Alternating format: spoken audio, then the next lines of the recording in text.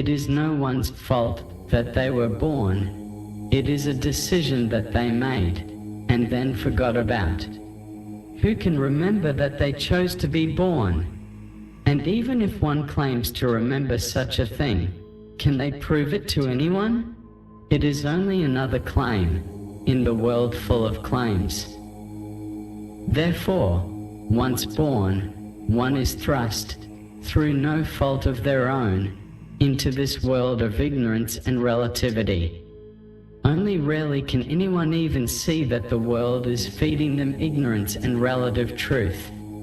Most people are bound to this world, and there is no way for them to separate themselves from the ways of the world. They live the world, and they preach the world to anyone who comes in contact with them. In this way, the world perpetuates itself to all who come into contact with it. Once here, it may take 1,000 lifetimes or more to finally come upon the true knowledge.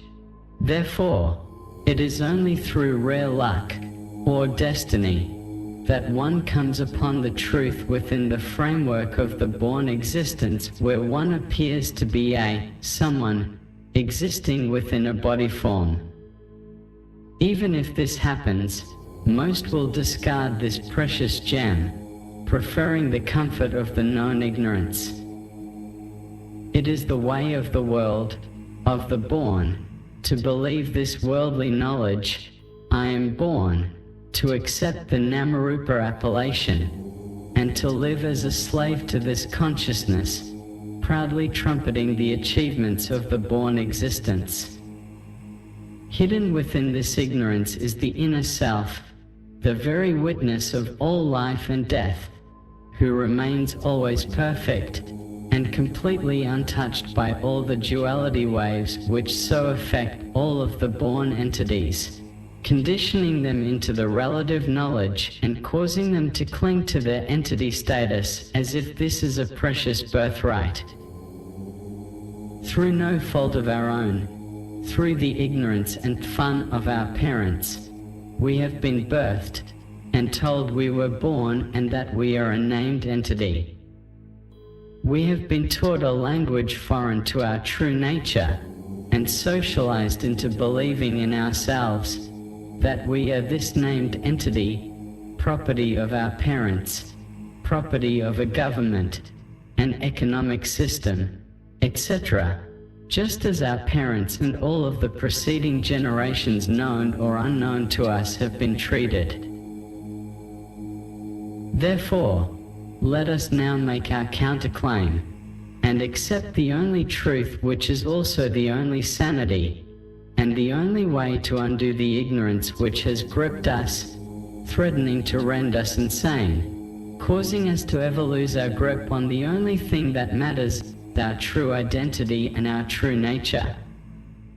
Even if no one around us believes us, and no one accepts our claim, all the better, and all the stronger proof to ourselves that finally we are moving in the right and proper direction. If all around us, and also our own mind, is moving in one direction, it is upon us, as the self-aware witness of ourselves, in this eternal now moment, to claim our own self-awareness back to ourselves, to make the only statement of reality that can ever be true, and to learn vigilance and sincere devotion to this self-evident truth, which stands within us in eternal perfection.